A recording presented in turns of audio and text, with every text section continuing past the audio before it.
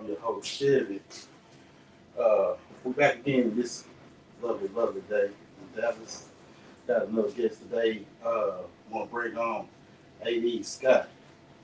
Welcome A.D. Scott to the show, everybody. Sir, What's going on, boy? How you doing? You doing all right? blessed man. How your day been going? You know how it is, trying to stay busy. Yeah. Kids in line, you know how it is. Fatherhood is a motherfucking beautiful blessing. It is, man. It is. Beautiful blessing. What's happening to everybody? I introduced the man to himself as A.D. Scott, but let these folks know who he is. My name's A.D. Scott. I'm an actor, director, producer, visionary. I consider myself a visionary. And, just trying to continue to challenge myself in each area of life, as an artist, as a filmmaker, as a husband, as a father, all areas of life, man, just trying to keep elevating. Okay, that's good. Diving right into who you are as a person. You said an artist, so you do music? Yeah, it's been a minute. It's been a minute, but yeah, R&B artist. I signed my first independent deal was 2004. Okay. So I go by A.D. Smooth. Okay, A.D. Smooth. So Okay, R&B, I seen the name. Yeah. Okay, so R&B. How long did you do that? I released my last project 2020. Oh, okay, so might as well run. Yeah, it's its own grind. It is a grind in It's itself. man. It is a grind in itself. I mean, all that was done in Dallas, because I know you're not from Dallas. Right. Yeah, so that's I'm originally from New Orleans, the West Bank of New Orleans, but I've been here since '02. So all the music stuff been, since I've been here. It's been since you Yeah. So what happened was, I had a long story. So my mom's lived there. I had a scholarship for acting. Okay. I was in Florida at the time. I was in I don't know if you know, Fort Walton Beach, Destin, that area. Yeah, I do. So just went out there for a wedding. Okay. It's nice though. Yeah. White sand beaches. So I had a scholarship. Long story short, I lost my scholarship. I didn't have private transportation to get back and forth to college. It happens. My mom was up here. She was like, "Yeah, once you come to Dallas, you can do your acting thing." I got an audition lined up. I'm like, "All right, babe." Moved to Dallas. Had an audition lined up for me. I went. It was a gospel comedy stage play. Mm-hmm. I got the role, and we did that for like a year. It was like touring. It wasn't big scale. It wasn't like on the Tyler Perry level. But it's a play. It's a inspiring play. to me. I was a professional. I was getting paid. All that, right? That's all that matters. I did that for about a year. Then I had to, continue working once that slowed down. And my mom knew someone that was starting her own label, Voyage Records. Shout out to L Boogie, Linda Moore. I met her in '03. I bounced around. I wrote some music. Me and my brother, who was kind of, we had a little group. I tried that out. Me, him, and my partner, LeRon. Shout out to Philip LeRon Waters. I don't know what he go by now. Oh, okay. He's still actually he's a gospel artist now. Mm-hmm. So I really don't know what he go by. It's a whole different way. Yeah. We tried that out for a while. Me and my brother getting, my brother about 2 years younger than me. Okay. So we fight at the studio. We get into it. It's that life. So by the time I decided to sign a contract with Voyage, I was a solo artist, A.D. Smooth. Okay. And that contract was about 3 years. Then I met my partner from Uptown New Orleans, Scully. Now he go by Ivory Key. Shout out to Ivory Key. Done some music with him. He's still the homie. We done some music. Long story short, he got popped. Had to step away. So it seemed like every time I was, setting up something, nothing, like every time I got close, we had a situation in Vegas and then LA with some people, a major deal. Nothing never shook. This whole time I'm doing music, I kind of put the acting on the side, in the background. But I kept feeling that itch. You know, it kept calling me. So that was the calling. The music. I'm stalling you for a reason. You know what I'm saying? You right here, and hold on, fam. It's not for real. Yeah. So you did that for a couple of years. I mean, how was it being, I guess, an R&B singer around that time? You know, it was a grind. You know, what was that? Palm Beach, Nairobi. You know, that whole circuit. You know, in Deep Ellum. Yeah, it was close back then. Yeah, that was, you know, my partner at the time, he rest in peace, the best. We call him back at the time, it was SW. He was on our label at the time. He recently, I think he passed maybe going on 5 years now. So, he sounded like Luda, for real. Oh, okay. So it was a grind, meet him. His artist named Baby Girl. I don't know what she got now. But you know how it is. I'm taking places. You know, you selling CDs out the trunk. Hey man, that's a time to be had from CDs out the trunk. Yeah, so that was, and the thing is now, and the reason why I haven't really done it too much since 2020, it's a different game now, man. Even back then it was hard. I haven't kind of fully understood the streaming era. I don't think nobody has. It's like on the cool, I don't think nobody has. The Snoop is having issues with it. You know, that nigga sell. Yeah. He's like, how am I making this and I'm doing these numbers? Big Kingdom just showed one where he made like 19 million views and he got $300. I saw that. Yeah, I saw that. Man. So that's a drop. That don't even sound right, bro. Like, you know what I'm saying? 19 million views and I got $300 for it. Yeah. So I mean, I think that's something. I don't know. It's something that in the industry that's gonna have to be kind of figured out because it's a topsy turvy thing. Like y'all artists aren't really getting what you are doing, while the platform is reaping.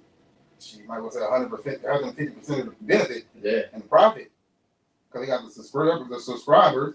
Yeah. Then they got the people that's on doing this, so they getting they making it and see, and it's like I said, you know, some people, you know, shout out to people that made it or found whatever formula.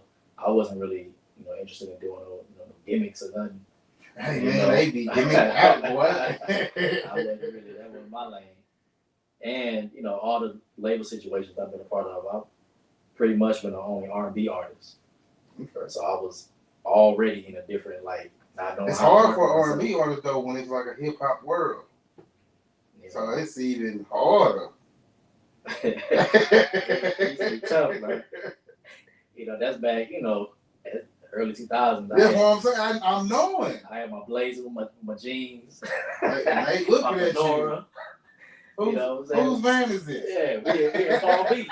You know what I'm saying? They in there blowing, you know. Who's this guy? Yeah.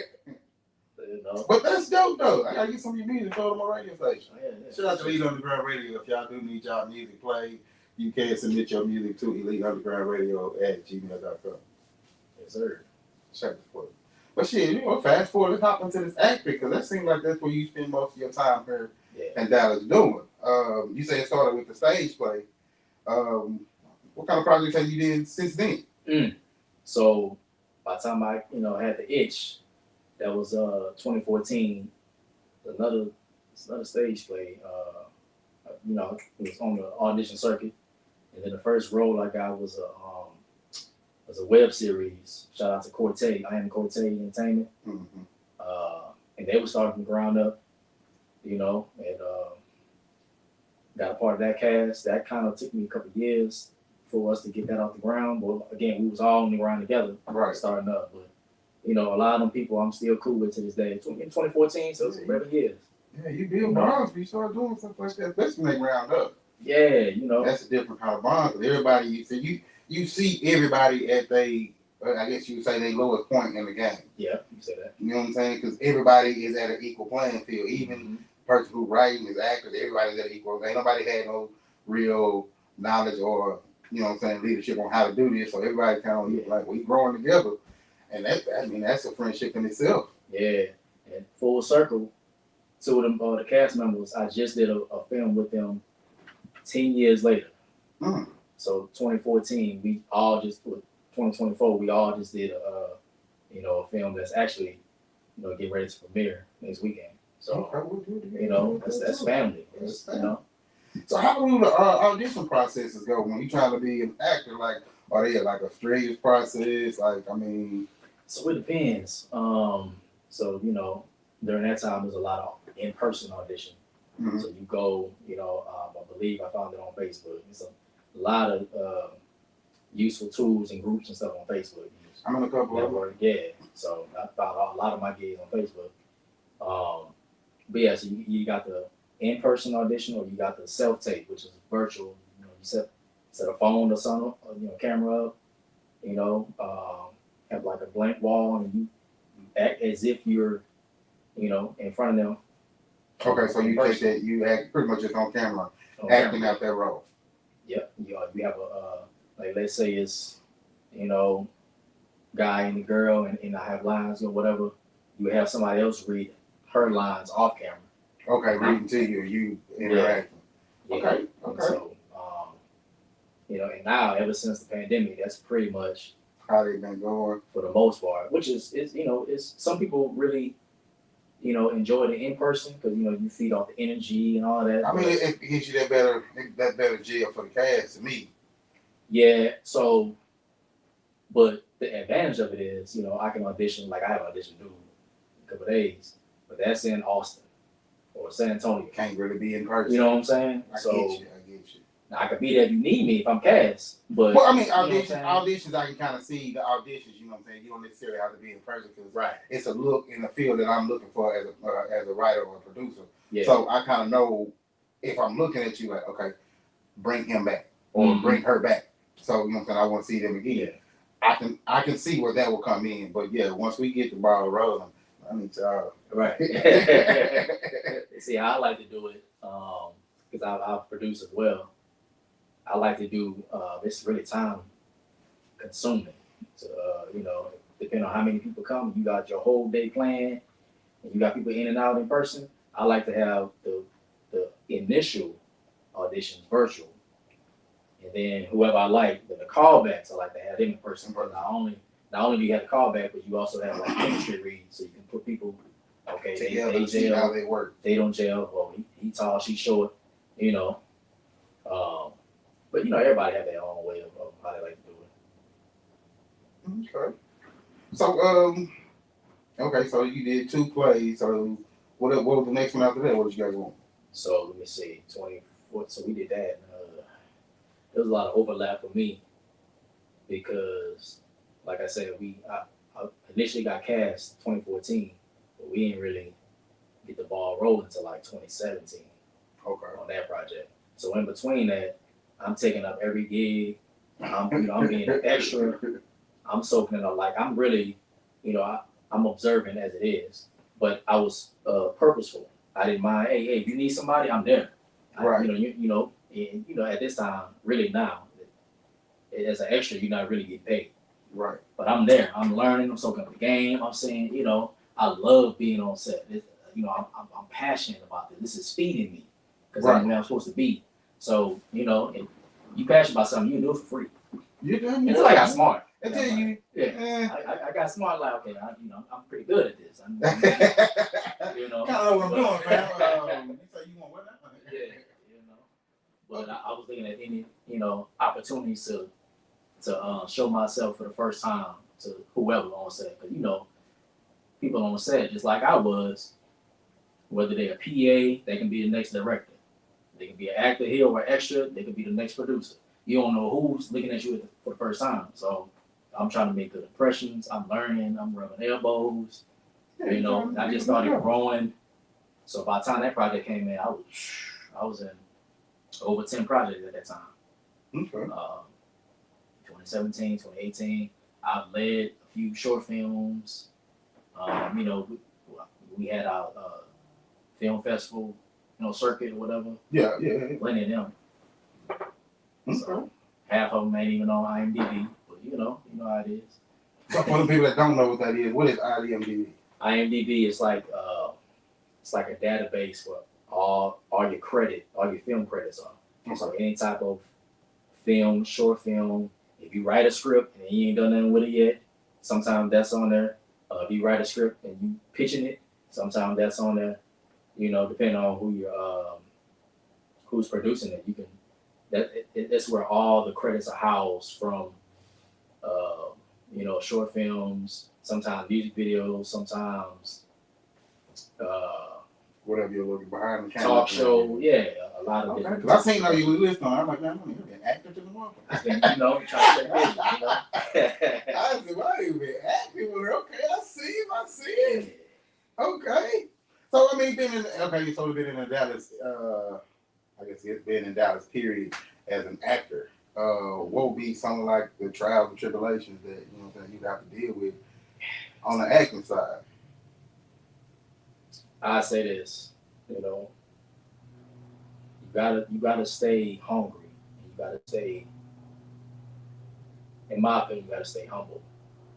Because at one point, I feel like, oh, all right, you know, I'll do this. You know, I'm only auditioning for certain roles, and some of the roles I didn't have to audition because my name was kind of, you know, representing myself for me.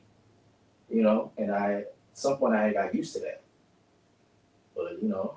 There's always a humbling moment. We all get humble. And so it's best to stay grounded and, you know, really take advantage of every opportunity as if it's the last opportunity. You know, them auditions, when they start slowing up, you start hearing no, you know what I'm saying? Because really what I'm looking for. Right. You know, you ain't tall enough. I put some in my shoes now. I mean, I can raise up a little bit, you know what I'm talking about? It's not that bad. All of that. And I bombed a couple auditions myself. I bombed. Okay. I mean, what was your I guess your worst audition? Woo! Since you done bombed a few. Man, it's one particular one. I don't even want to say the name. It's a film. It came out and everything. Was it in theaters? Man, I'm not sure if it was in theaters or not.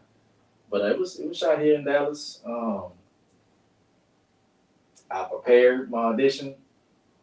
I pulled up. I saw a lot of familiar faces. I honestly don't even know what it was, man. Once I stepped into the room, I had it memorized. So you know that's the thing. Especially if you have your sides, you better step in there off book. And I didn't, for some reason, I wasn't on my A game.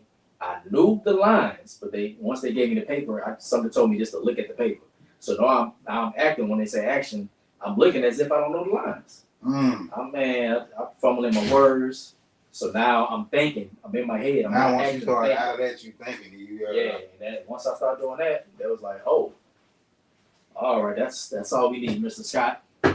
It's like, damn. We'll talk to you another. Don't call us. We'll call you. and one of the cats that I knew, he doing big thing. He live in LA now. Okay. He was one of the ones, I guess he was already cast or something. He was reading with me. On my way out, I looked and I peeped at him. He was like, but you know what I'm saying? They could probably like, now, nigga, I know you could do this shit. Yeah. And I've seen you, so you know. Yeah. What the fuck did you do? Whatever. Disappointed. You know that you just know. I tried. You can't look in the eyes. Catch you on the next one. You know, this is like 2017, 2018. 2017. One of them. But you know, I say this, I learned from that though. The next time I had you know, because something they like to do cold reads now, which is, you know, it's a cold read is when they don't send you the audition or the sides beforehand. So you walk in, hey, how you doing? Sign here. Here's the script. You got 5 minutes. Oh, okay. That's cold. So that's when you're trying to cram it in, and you know, sometimes you don't learn it off book before you walk into the room. So you reading as you go. Those are the most challenging. But because they give you the script and you gotta remember whatever lines they want you to remember. That's like that. If you can. Well, if you can. If you can. You know, most people don't. It's only a few that it's like, oh, okay, impressive. But I say this though, that ever since I've had an audition that I had the sides, well, I'm confident. And I know it now. Now I know. I learned my lesson. And really, your presence in the room, it says everything. If you walk in like you know what you're doing, but it's like a mechanic. If you looking for a mechanic, they walk in, they looking like they don't know what they about to do to your car. Like, oh, hold up, brother. Where your age mechanic at? Where your cigarette? You ain't got a cigarette in your mouth? Come on now, nah. Nah, you know what I want, fam. Move. Don't even touch my car. So I mean, back to the movie. So you did a couple plays. You did a couple movies. What would be your top movie that you would say that you've had? Top movie that, meaning, like, my favorite movie? What we can do that. What's your favorite? I guess the favorite movie that you've done. That's hard too. But the first one comes to mind is a movie called Kingsman. I directed that one, and I had a role in that. Oh, okay. That's the one that I really, and we released that one last year. So Kingsman, that's it's a star-studded cast. Wasn't Duka was in that, wasn't he? Yeah, Duka, Corey Pratt, Winston, Kiva from Detroit, Fonzo from Detroit, Fonzo Settles. What's Kiva's last name? Got some nice people in there. Very popular. Tasha, Krista Shea, a lot of people. So I'm ready, and that was produced by Marcus Bailey, J.F. Bailey. I had him on the show too. Shout out to him. Yeah, he the one of the ones that gave me my first start with feature films. Okay. Behind the camera. Okay. So he the one that I soaked up a lot of the game from, to where I realized, oh, okay, I see a path to success versus music. What I'm doing, I have my own label. I'm doing everything on my own. But now I see him and how he running, J.F. Bailey, and I see a path to success versus the streaming. I'm like, all right, let me, that was one of the reasons why I mean, it's still the kind of same kind of streaming though, ain't it? It is. You know what I'm saying? It is. You're not getting paid for what? Well, I don't know. How would it? I don't know how that would work. I was streaming on that. So for my research, I've been, I'm producing now too.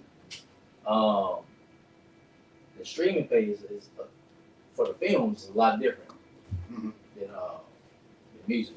If you look at, if you compare like Tubi's payout to Spotify, it's vastly different.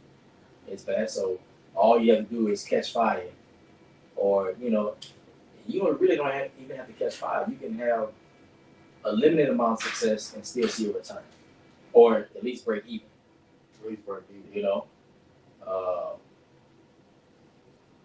But I'm learning the game. I'm learning the difference between Tubi, which is a free streaming platform, because it's an AVOD, so it's advertising, versus something like Prime, Amazon Prime, which is subscription based. Okay. For Netflix. So I'm seeing the difference between the numbers. What would be the difference between that platform and that platform? Because this is a free one, and anybody just come nearly opposed to this one is a paid one where you have to actually pay to go see certain movies. So just off the rip, that's a consumer base. That's something that's free, like Tubi. There's some other ones too, but Tubi, because it's free, the platform gets their money through the advertising. Okay, so they get commercials. Yeah. That's so they get their money through the commercial. Mm-hmm. So how does that break down? It's a win-win, because for the consumer, I don't got to pay nothing. It's free. Mm-hmm. I can just pull up. I don't even got to. You ain't got to create no account. You really don't. Mm-hmm. And you create one if you want to save your log and go back and heart and have your little list. Right. But you can pull up right now. Now as a guest. So how does it work for the streaming? Does all that streaming still count towards y'all revenue? Yes, okay. For the producer. Absolutely. Every time they call them impressions. Every time they get an impression, that's whatever the dollar amount per impression. However many times they get a commercial ran, That's how many impressions they get just for that one person. They say they run it 4-5 times. You know, that's 4-5 times per person per watch. The numbers add up, especially if you have something that's rewatchable. If you got something like they be going viral with some of these craziness that they be throwing on there sometimes, Yeah, you know what I'm they saying? getting paid off of it. And I know they are, because people now just going to see, like, man, this was the fucked up part. Now I gotta watch the whole movie just to get to this one scene where they made that one little blooper. And by the time they get to that point, they already had how many impressions already? Just by clicking on the link, that's an impression. Then every time the ad comes, you know, so every time the leak is posted, that's why sometimes you see the smart producers, you know, if they film going viral for whatever, they be laughing too, ha ha ha, but then they post that link. Watch that movie. Post that link. So you click, every time they click on that link, that's an impression. Go watch that movie.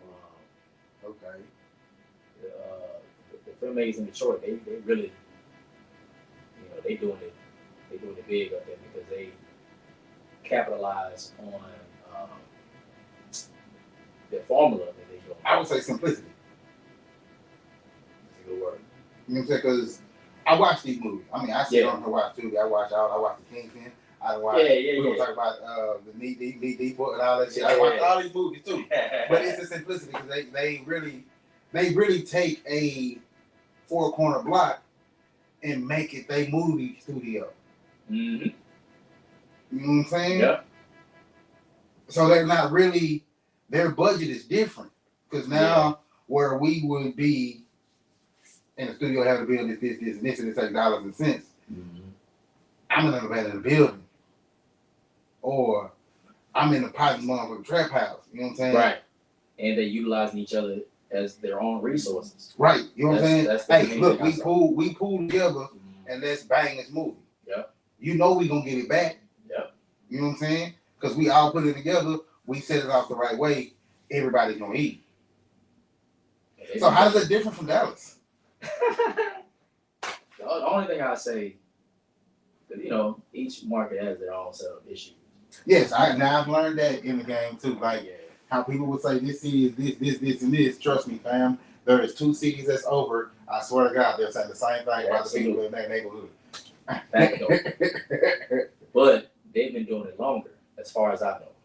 Right. What's that movie? I still ain't. There's a lot of movies I gotta catch up. Plug Love. Yeah, Plug Love. That was one of the first ones that blew up. Plug Love was the one, for murder. Yeah, that was the first one that got it. Yeah. You know what I'm saying?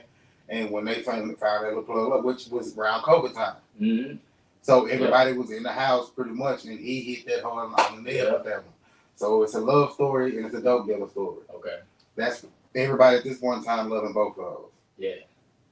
So he caught in that fame, and then when he hit McGraw Avenue. Yeah, I heard about that one. I still ain't watched that one. Man, you should watch them. I need to. I've been saying it, but the list going. Season 1 is kind of hard to find, but when you find it, it's good. It's on YouTube. You go find it. So yeah, watch them. I mean, they are good. I mean, they got good storylines too, but at the same time, they are good movies to watch, especially Plug Love and McGraw. And they got another little movie that they got out too. I'm just telling y'all business time. Y'all give me some money. But they got like 211 and some shit like that. It's some old shit that they got. I saw that one. But again, it's the same 4-corner blocks, you know what I'm talking about? That we can utilize. But so that was the point I was getting at. It seemed like they had a head start. So by the time, the pandemic happened, they had a few lined up. And this is what I've been hearing. They had, because they were pushing them out fast. Yeah. They were doing Master P on movies. Yeah. By the time I found out Tubi, they already had a roster, they had a list. I'm like, okay, they got this, they got that. Dirty D. I watched. So yeah, they've had a vast variety of movies that had came out. You know what I'm saying, prior to Plug Love. That was just that one that hit. Yeah. Okay. And then that took them. All right. So that's just like, you know what I'm saying, when you a rapper help somebody hit, boom. At one song, but okay, man, what else they got? Okay, what else they playing with? Okay, boom. Okay, boom. Oh, we got that. Okay, boom, we got that. Okay, this jamming too. So I ain't got a situation. Yeah. You know what I'm saying? You see these movies. Okay, it's a nice little movie too. Okay, I see y'all. It's the same people, but I'm seeing y'all act in different kind of roles, but the same role. So how is it being like role type cast? So for me, I'd like to challenge myself on doing different roles. Now, a lot of people, certain people see me and they like to put me in certain, I'm a nice guy. Oh, let's give him the nice guy roles. But hey, those are the most fun. When I'm a villain, I'm an antagonist. Those are the ones you just get to let loose and let free. But I mean, that's for me. I like to challenge myself to push my limits and to grow. Use it as on-the-job training or on-the-job therapy, whatever your outlet is. One or two will work. I've done. I was roles that was similar to AD, but I was roles that was I was an abuser. All different types. The last film I was in, 10 Toes Down. I was in special needs. So I don't like to stick in one box. I like to challenge myself. At least try it first to see. All right, I ain't doing that no more. And I've reached that point. I don't want to choke nobody. I don't want to choke no more women. I don't want to beat nobody. But I mean, what are some of the main challenging parts of kind of going? So let's just say, like, if you was in a role, you played that role specifically for a couple of years, and then now you get to a whole nother cast. But we know you as this person. It's so Tasha Smith. She's Marcus. She's the one. Mm-hmm. Yeah. And she's directing now. Yeah, she do classes. Yeah, she do classes, and one of the things she said was typecast means booked. So depending on how you look at it, you can be typecast, but you booked though. We gonna book you because we know you gonna play this part. Yeah, absolutely. Okay. So you can say it's a good problem to have, but then again, you look at people like Carlton, Braxton, people like that who one specific role kind of plagued their career, baby, and started their growth. And now you saying, I'll call him Braxton. I don't even know the dude's real name. Dude, Braxton. He hard to breathe. But he played in the one movie with the little gangsters, original gangster. Okay? Yeah. And he was hard in that, but I could not see past Braxton. He hard to breathe. And then, and you see them come out and it's like you see the pain in their eyes and you know what I'm saying? Just for the fact that people people love you, but it's like a love-hate because they're like, man, like once you try to step out that box, like, whoa, fam, that's not what you asked for. We asked for the corny guy. Make me laugh. Say something corny, do that. So I can see that, but I mean, that's also like a catch-22, like you say, because if you're typecast as that person, if I don't have a need for that person, there is no need for you. Absolutely. Jamie Foxx did it to him. I ain't about to put no Jamie. So, I mean, it just and if the love you get from certain characters like Amari Harwood, he always gonna be Ghost. He doing other roles and he's being accepted in other roles, especially if those roles are similar to Ghost. But he gets so much love that he can always come back and do Ghost type projects, and he gonna be accepted because that's got a twin too, though. He got a brother, I know. Yeah, they look close enough to like ready to double each other. Yeah.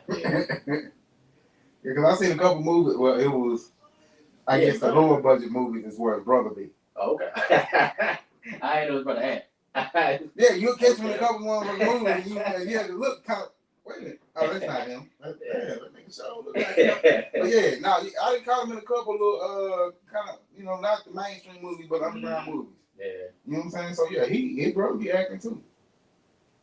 Yeah, that's I mean, it's family. But there's a lot of folks that's in this that are, that I noticed in the music and whatever industry.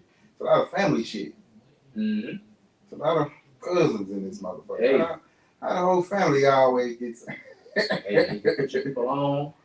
And a lot of folks been doing this from the back there because that's why a lot of these kids nowadays are growing up that you know what I'm saying, in these positions to be in movies and other stuff to where they can be actors and whatever, because they aunts, cousins, uncles, and stuff like that were in the industry. Adam Sandler, I think it's something in his contract where every film he do, his people, whether they in front of the camera or behind the camera, he bring all these people with him. The Happy Gilmore people. Yeah. Like actually they started with Saturday Night Live. Okay. Yeah. All of them was on Saturday Night Live together. Yeah. And then when he started making all those movies, those were the people that he stuck with, and they ain't left each other out. They always had a role for each other in each other movie. No matter if it was small, you can do it. Yeah. It was something small in each movie. Do you think Dallas could have something like that as far as amongst us? We can. And to a lesser degree, that you see certain people, like you know, certain producers, certain directors, they have their people that they, you know, any project you see them with, you're gonna see a few people with them that's gonna be in every project. To do it on a larger scale, we can do it. We can do it. But does that alienate people from working with other producers? So, like, if I'm strictly working with this producer right here, does that alienate me from this person over here? Because, like, I can't really get you because you always working with this person, but I got a perfect role for you. But see, the thing is, it's enough for everybody to eat. You say that, but you know what I'm saying? I know for sure. So the thing is, if I'm working with you and I got my thing going on, well, I'm not busy 365 in the year. I got an off time too. And then now if you got somebody else, oh yeah, you know, he dope, I want to work with Chef too. Well, who am I to look at you like, nah, you supposed to be with me? That's kind of that's whack. But people will do that. People do that. And so that's the way. It's some whack shit going on. There's some of that going on. But it's enough for everybody to eat and to get out that mindset. If we work, now don't get me wrong, I don't think we all need to work together like some people saying. I don't think it need to be kumbaya because it's enough. It doesn't have to be kumbaya, but it doesn't have to be that. No, don't go over and mess with them. Yeah, that's what I'm saying. Like you could be blocking a blessing for yourself by letting them. You know what I'm saying? Yada yada. Because now if they get that game over here, you think they're not gonna come watch your movie because that's what they get mostly. Right. And we supposed to be supporting each other. Why can't one producer support the other producer? You know what I'm saying? Make a better movie than me. Competition. Competition is everything, though. I mean, it's healthy. If it's healthy competition, like you know what I'm saying. Hey, look, you get with your friend, we get my friend. We're gonna see how many dope movies we can put out. So now it's a challenge between both parties. Now it's a fun thing, opposed to like, nah, I'm just gonna put out all these movies. I'm gonna put you out of shame. Yeah. We didn't even know we were racing. We racing. Let me get my shit together then. Hold on, fam. Wait a minute. There's a lot of that. I mean, behind the scenes, you say you wanted to the producer role. Mm-hmm. What are some of the things that you look for as an actor being a producer? As an actor, first producer? No, like as a producer, like what do you look for? Like for that. Yeah, if you're gonna go try to do a film and you need, you know what I'm saying, what would be some stuff that you kind of look like, I'll tell you this. This actually came up, I think it already came up last week. I'll take good energy over the person who think they're the most talented any day. That ain't nothing like having a set with high morale, everybody getting along, it's fun. You're on set 12 hours, but it feel like 8. Because, it's peaceful, it's flowing. If you got somebody and feel like they the top dog, they feel like, and I'd have had a few of them. A few named people that come in, feel like, all this going because of me. Y'all here to see me. Y'all here to help me. And that just make it, it's hard to work with. It's hard to work with, but it's like, what's my return? What am I getting from that? You know what I'm saying? What's the risk versus reward? are you gonna make the project that much better? You know, or are you just a face person? Yeah. Now, if it's a strictly business decision, I'll probably suck it up. You know what I'm saying? But if it's if I have my choice, I want the person that's gonna work hard and that's gonna be fun to be around any day. You gonna make the movie better. Absolutely. So what's the pay rate between like actors and you know what I'm talking about? 'Cause I know a lot of folks in here they do it for the credits. You know what I'm saying? I need my credits, I need my name, yada yada yada. So that, but I mean, I've seen posts where I've done this. Ain't no way I'm going to go do nothing for free. Which I get. Yeah. You know what I'm saying? But what will be a standard fee for somebody in the movie industry to be like, if I want to cash you for a movie and you tell me your fee is $2,000? The first thing I do, because for the most part, the people who worried about their names and credits and fees and this and that, normally those are people who are synonymous with people who have bad image. No. But to be fair, like people put their work in, their work is their work. And like I like to try to tell people, I'm not about to argue with nobody over their fee, their price. Your price, your price. Your price is your I price. either got it or I don't. That's true. You know, and everything's negotiable. So I think the main thing people need to understand is we ain't got it like that. We not moving like Detroit. We don't have at the scale that they're moving. If they push them out and they get their return, we not doing that here for the most part. Mm-hmm. So there isn't a whole lot of money to pull from. It's that person money different from that person. So your fee for this person, and you expecting your fee to be the same for that person. It might not be that way. You can't get mad if they say no, but then that person can't get mad if they say, "Oh, who do you think he is?" But he probably somebody. You know, somebody got it. Somebody giving him. Yeah, somebody paying it, and more power to you. So they try to use the SAG scale, which is the micro budget. You know, which I think the lowest SAG rate is like 247. It used to be 218. I think now it's like 230, 240 per day.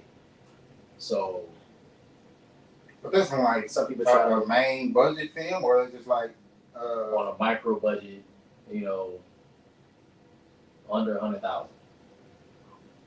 So per day for the lead. So now let's say I'm doing my own film. I ain't got 100, I got 20. Whatever, you know what I'm saying? I got 20. I might not be able to pay $250 a day. I might be able to pay $150 a day. You know, your budget is your budget. So everything's negotiable. But I might feel like, you know, that person right there, if I can find an extra couple thousand, I know my project is gonna go from here to here. So, you know, again, everything is negotiable. I gotta, you know, I got a DoorDash. I gotta hit these blocks a couple times. You know what I'm saying? You know what I'm saying? So we gonna I got you, fam. Just show up. Yeah, you know what I'm saying?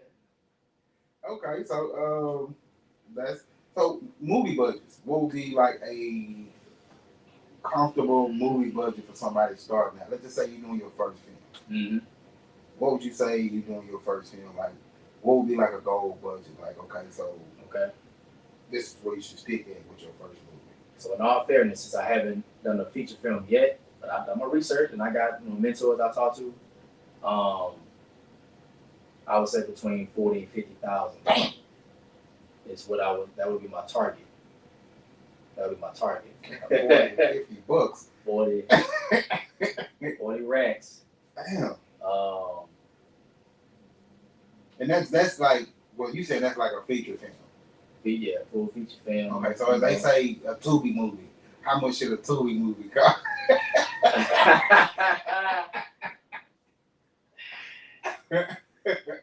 So I've seen films 10. I've seen some films done for 10. And the thing is, sometimes it look like 10, sometimes it don't. So it depends on your team. It depends on your actors. It depends on, if it's a decent camera, which there's a lot of decent cameras nowadays, um, you know, that are affordable or that you can rent or whatever, that ain't knocking you over the head with. Or people that you can, pay who have them, who aren't pricey. The production team, can you see the boom mic in the scene or not? Or can you not see the boom mic, but you can hear crisp and clear? Okay, yeah. All like it's a lot of that. You got to have a team that know what they're doing and they care about it like you do. That's passionate about the project almost as much as you are, which is hard to find because now you're asking people to not get paid their worth to believe in the project, which is what we're all doing. But I understand if I don't want to, believe in your project. I'm about my business. Fam. I'm about my business. I'm trying to get to this level, and either your project gonna help me or it's not. I respect that. But at the same time, since we're at the level that we are, we're not at the level to pay everybody. Nobody's getting paid what they worth. Nobody's going. So yeah, I can feel like I'm worth $100,000, but fam, you're not going to get $100,000 when everybody around you can collectively can come up with $8,000. You know what I'm saying? So thanks. It's a different kind of ball game. Yeah. So I can kind of see that. Man, that's a lot of money though. But I mean, you get that back on the views and stuff like that, though, right? Yeah, depending on the deal situation you have. Or some people put them out themselves through like Film Hub and stuff like that. When you pay, you don't know what the release date is, and they just pop up. Oh. It's different avenues, and I think they started to try to scale some of that back because of some of the quality of the films that was getting put up. They like to try to have somebody, what they call it, an aggregator. Okay. That dictates what's coming out. Like if it's through this company, okay, then it's a reputable company that's putting it out. Versus, I'm just about to log in and do this shit myself. They try to cut that out. But there's still ways of people doing that. It's people paying it out their own pocket, no help or nothing, and getting them out there. But again, you gotta have a solid team, whether they're growing with you or you just a team for that project. Okay. You know what I'm saying? People that know what they're doing and people that care about what they're doing. So the production side will be the main thing, is where you're trying to get the people, right people with the camera, right people with the sound, and getting them together. What about the editing part? Like, what you have to have? That's important. So it's really all like some people believe if you got decent production, the actor's gonna carry you through.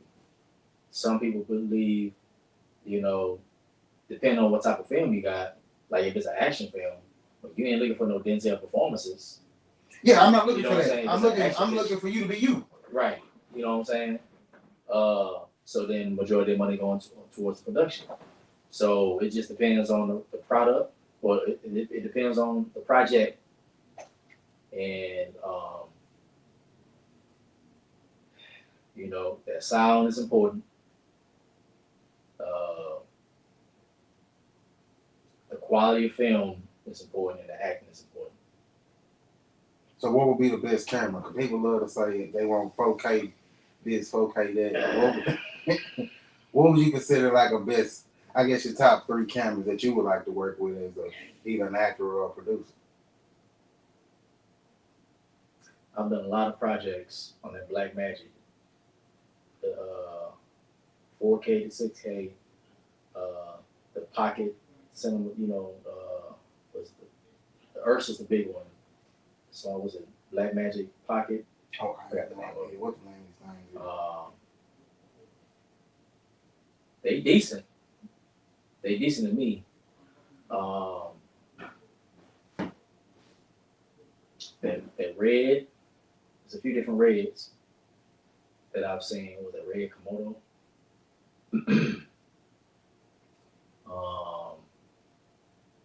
Was a Ari. These are all like 10K plus. Yeah, so y'all hearing about these cameras right here. Y'all pay attention to them. These might be the ones y'all need, fam. Check them. Yeah. The name of the bunch, I don't know what they mean. But and look them up my damn self. But the Black Magic, you can't go wrong with Black Magic. Matter of fact, the Kingsman shot up on Black Magic. And I think it was probably 6K. I think. Was it an Ursa? Or the Pocket? Either or. It was done on one of them. Y'all go watch Kingsman too. Yeah, shout out to DeMarcus Bailey, Kingsman. Let's transition to move because you got another one that you just came out with. Knee Deep and Deeper. Shout out to Kendrick King. Shout out to Kendrick King. Damon King. Duka. Honey Banks. Family. Yeah, so Knee Deep. I directed Knee Deep. We dropped that one in 2023. And then Deeper is the sequel to that. And that was directed by Kendra and Damien. And that just came out this past December. Yeah, I seen both of them. Yo. It was a wild turn in that movie. Yeah, it was a lot. I felt like, especially Deeper. Deeper made me feel like, I told Kendra, I said, it's like some power vibes. And it's about to be a series, Deeper series. That's the next. Yeah, Duke told me it was gonna be a little series and whatnot. Yeah, so it all made sense. Because Knee Deep was more so about chastity and the love triangle that she had. It was following her from becoming a woman, meeting Gotti, getting tangled with him, meeting the character I played, King. I'm breaking her heart and shit. Gotti everybody breaking her heart, so she becoming a strong woman. Deeper was more Gotti, his redemption. Mm-hmm. Getting back at me, getting back at Chastity. Yeah, because we played that video at that motherfucking house on y'all, and he was not Chastity. Hey, man. I was a wild boy. Yeah, that clip went viral, bro. Yeah, I know why. That was crazy, man. I said, yeah, okay, so that's one way to get it back. A tough situation. Yeah. But it was cold the fact that y'all turned out to be fucking kinfolk. Yeah. That was wild. Man, Kendra got like a wild brain on her, man. I know she booked artists and all that. Kendra, come on my show. Come on me. Come on through. She could come too. I know she will. She good people, man. That's one thing, man. When we first met, with BD, and, I sat down because I was directing it. So that's one of the hardest things, bringing somebody else's baby to life. Because they starting with an idea, they starting with a baby, they starting with a vision, and then you got to come in and create a vision around that vision, and make sure, hey, we going to the moon. You go going to the moon? How about let's go to Saturday? You go? No. I ain't talk too much, but I got you. So, but she welcomed me in her home a couple of times. She's, real, what's the word? Nurturing. But she got a lot of stories though. Characters, yeah. She got a lot of. It's like every week it's a new script. Like she be pushing them out. She be pushing them out. So I'm happy to see her success, man. We got Knee Deep won was the Virginia Black Film Festival. We won Best Film, Best Drama, and then I'm not sure if she submitted. Did we win something for Deep? I can't remember if we won something for Deep yet, or if it's doing this festival one. But she growing her empire, man. I've been seeing. I see they got a Big Trip coming out. Big Trip. They got the premiere August. April 15th, I think. 14th, 15th, 17th. In a couple weeks. We'll post it. We got y'all. Yeah. I'm pulling up to support for sure.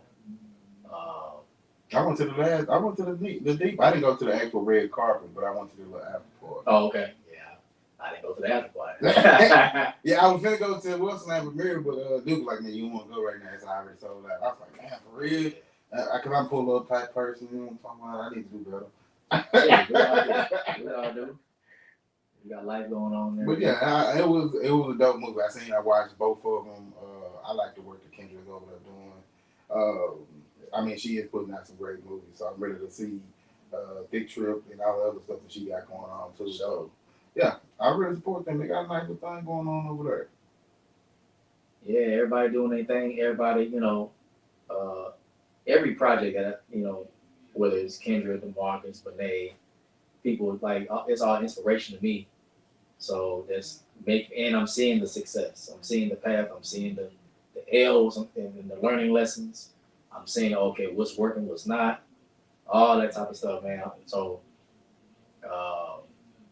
leading up to when I produced my first feature film. So right now I'm working on a few things, series, collabing with some people. So what would you think is a better thing to do at this point in time? A movie or a series? Because 50 Cent came and said you'll make a better presence with a series because you can build a person than you can a movie right now.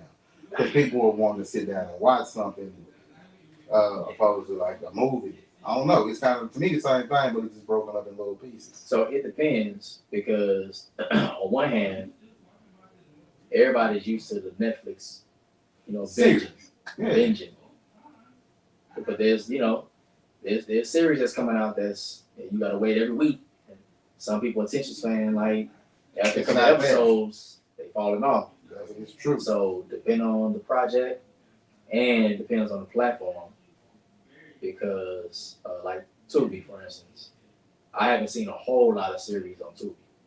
I really haven't seen too many series on Tubi. I just see movies. Yeah. So, but Dirty D, that was one of the ones I watched the first 2 seasons. Yeah, 2 of them. The new one that came out was it Studio? No, that's not a series. It's another one that's from here. Well, Black Clown is it's kind of like a series how they put it out. They put it out in film format, but it's like 2 episodes that totals up to almost an hour, 45 minutes. So I don't know if you want to call that a series or not. I mean, to me, it's a broken up movie. Yeah. If I can't just walk from beginning to end, and it's not a movie to me no more. but the way it's put out, you watch it from beginning to end. Yeah, because it goes feeds right into the next one. Yeah. There's another one that I had one of my songs had a placement in it. It was a series, but it was kind of like all edited together, like it was one long film. So I guess it just depends on how you put it out. Okay. And it depends on what type of project it was or it is that you plan on doing. One of the things I learned from this cat down in Houston, I don't want to say his name, but to me, when I met with him, he was breaking down the top 3 genres based on the data that they get back from, this specific market base. And but the way he's breaking it down, it was like, okay, it's all about the return. It's all about the money. It wasn't a lot of passion in the projects. It was just like, yeah, this is all. This dollar. That's all he was saying. saying. This is a return on this one. If I do this one, this is the return. Yeah. I mean, yeah, you don't take no passion with the project, so now you just putting out work. Yeah, and I get it. Like, hey, you in it for whatever you in it for, but that also means you got a passion project that falls out of the top 3 genres. You're gonna have a hard time going through certain people like him. And he was saying like the top genre at the time. This was a couple years ago. At the time, he's saying number 1 is like thrillers. That was like the number 1, genre. Number 2 was what do you say? Like romantic. He said romance, but I think he meant like what is a romance comedy, but the romantic aspect of it, which made sense. Chick flicks. Yeah, or just some people just want to see fuck it. Makes sense. Yeah. And then the third one was, did he call them urban? What do you call them? I'm almost certain he said urban hood movies. Urban or crime. I don't know, but I know what he meant. Nick movies. I know. I actually thought that was gonna be number 1. You would think that. I did. But people love a good thriller movie, and females watch more movies than males. So, you know what I'm saying? A good romance comedy, romance thriller, whatever, would be still good for them, as long as it's got that, you know what I'm saying, attachment romance wise. And then, you know, of course, everybody loves a good hood movie. Everybody loves a good hood movie. You know, I don't know what it is about us. So now, okay, you said a thing there about music, and we can say that before we get out here. Music getting into the movies. What is the criteria for artists to actually get their music actually featured on a film? So, depending on, you know, if you shooting for, I don't want to say Hollywood. If you shooting for, we gonna say Dallas. We say Dallas. We're talking Dallas. So we got Dallas artists that out here, you know, and we have, you know, like you said, you got movies and stuff that you're doing. Mm-hmm. Of course, sometimes y'all gonna need music for these movies. Yeah. What would be a criteria that they would need to, or how would they have to reach out to somebody to get their music on a movie, or even get into the same room the way they mentioned to be on? So if it's independent or if it's local, it's a different process than through the masses. If it's independent, and you gotta kind of, like I was saying, stay attached to, you know, where they post casting calls, those Facebook groups, stuff like that. You gotta kind of, you know, keep your ear in the streets to see because it's not really a certain type. It just depends on what kind of music they got. They just might be able to use it. Yeah, pretty much. You know, sometimes they looking for I need a gospel artist. I need somebody with some soul that's gonna take this scene to the next level. Or it's a bunch of shooting. I need something that's gonna be hype. You know what I'm saying? So it's best to just wherever you can find casting calls or people that post casting calls. That's the type of people that you need to be kind of if you're an artist. And I'm saying this because I spoke about this a couple years ago at an event, and I came and they asked me to come in just for that reason, for artists to film, to you know, to put the information out there. There was another cat that spoke, and he was speaking on a major scale. We had two different conversations because there is a certain criteria and a certain way that you know, post to get placements for commercials and whatever else or whatever, you know. But a lot of independent films, we not using those mediums. We like, hey, send it to my email. Don't put it on this platform. Put it, hey, shoot it to me directly. Send it to me. So, and I got you. Because and we not getting a lot of y'all. We not getting enough of y'all. We're having to go find y'all. So, you know, it's about spreading the word, and it's about it's a collective actually. It's a collective. Because we got to know that, hey, I didn't even know you did music. You know, I've been looking for music. You ain't, you know. And you'll be surprised how many people that, you know what I'm saying, they cross paths with it. Like, exactly. I didn't even know, man. I've been, you know, the moves I got to put your music in. See, so, you know, because it's some artists that don't be promoting stuff like that. They don't. Yeah, I mean, they post the reels. They'll post the reels. They'll post them doing some funny stuff. They'll post everything else outside of their music. Mm-hmm. If I don't know you doing it, fam, I don't know you're doing it. So, I mean, we pretty much at the end of the show. Any projects you got coming out? Yes, sir. So, I got a red carpet movie premiere next weekend, April 5th, at Look Theater. It's a movie called I'm Desperate. That's the one where I told you it became, 10 years, it became... the one you were talking about? Yeah, full circle with the people I met, I came in the game with. So, it's called what again? It's called I'm Desperate. I'm Desperate. Me, what's the thing like? Ooh, Lord. I'm missing no names. Brandon Medlock, Ron Clemens, Raquel Brewer, LaDavia Shanice, directed by Lakeisha Avery Stewart. That's like a drama. Okay.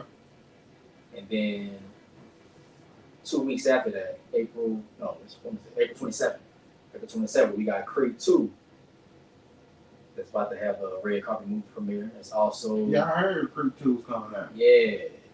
So I directed the first one. I did not direct the second one, but I have a role in this one. Okay, I mean I'm still part of it. Yes, sir. I'm in there. But yeah, it's looking like it's gonna be a dope. And both of these films I watched the first time too. So. Oh, so you ain't seen how none of them came out to play? Nah, I ain't seen. So you I'm looking forward to seeing how it comes. How it turn out. See the audience reaction. See if they rocking with me, if they not. All right. So with that being said, I appreciate y'all for stopping through, messing with me one time. I am your host, Chevy. This is Kush&Konvos. This is AD Scott. Make sure y'all go check out Kingsman, Knee Deep, Deeper. All that is on Tubi right now. Once y'all see the name AD Scott, y'all look up there. Go look up his music too, AD Smooth. You know what I'm talking about? Yes, and that's it. Y'all have a good one. This Kush&Konvos, buddy. Appreciate it, bro. Oh man, appreciate you, man.